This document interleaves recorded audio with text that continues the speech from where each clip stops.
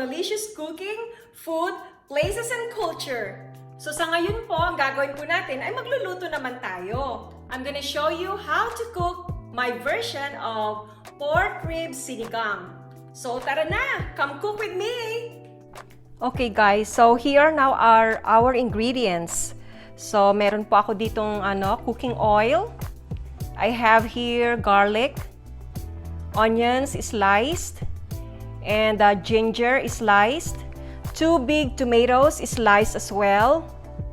And this is 2 pounds of pork ribs. And we're also going to add fish sauce or patis.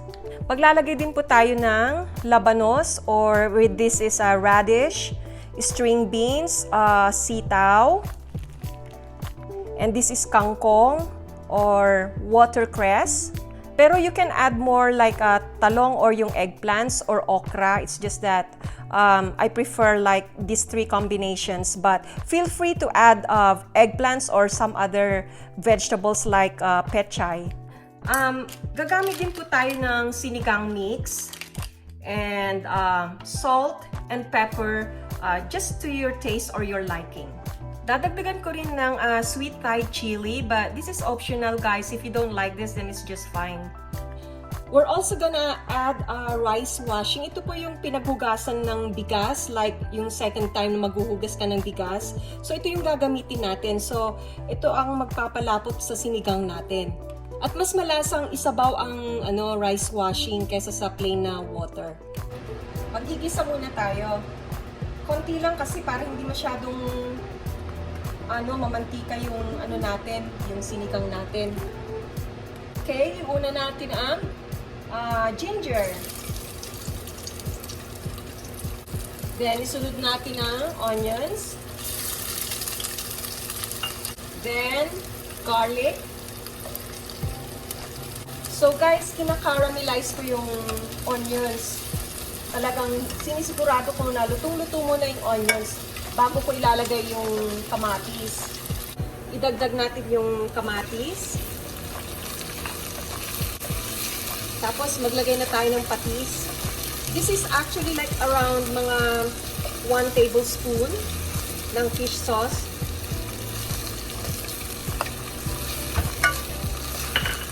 And then takpan natin until maluto o maging softened yung ating tomatoes.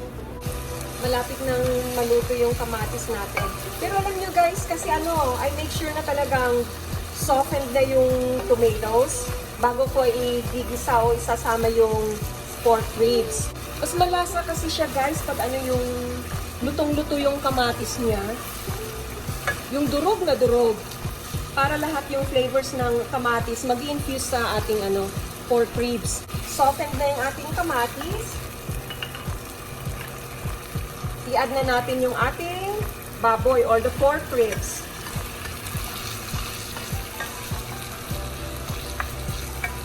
And gigisa natin siyang maigi hanggang mag-render yung kanyang mga fats. Make sure na wala na siyang sabaw, tapos wala nang dugo yung meat natin. Doon lang natin masasabi na talagang nagisang-gisa na siya at pwede nang lagyan ng sabaw. So right now, makikita nyo meron pa siyang sabaw. So I want yung fats niya magre-render, tsaka totally na wala na tayong makikitang blood sa meat. Nagisa na natin maigi yung pork ribs. Nagre-render na yung fat. Ang susunod naman natin na ilagay is actually yung ating yung rice washing. Yun pong ating pangsabaw. Let's add pepper.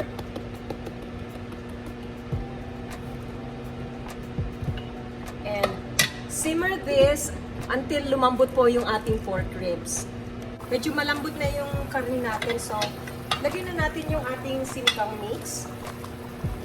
What I do is kalahati lang muna kasi baka mamaya sobrang maasim or sobrang maalat.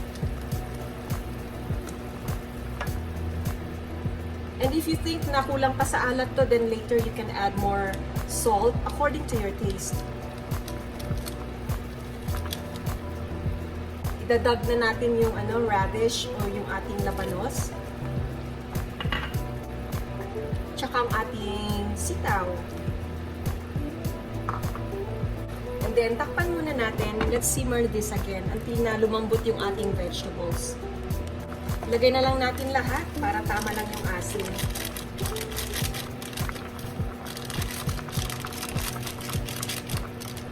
And then, let's add na rin ang sili natin.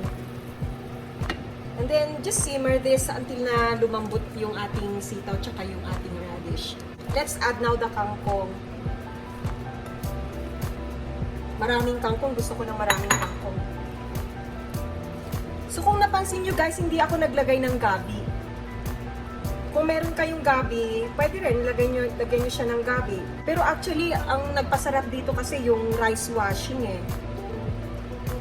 So, kahit wala kayong gabi, kung gusto nyo pa rin talaga na malapot yung sabaw ng sinigang nyo, then use rice washing. Yun po yung sikreto ko.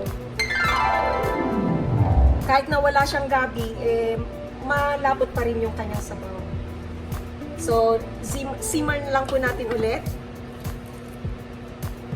Okay, so, luto na po ang ating sinigang.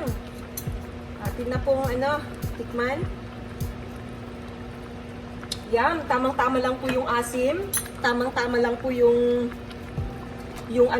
lapot po ng sabaw niya. So, heto na po ang ating pork ribs sinigang. Thank you guys for watching. Hanggang sa muli, paalam!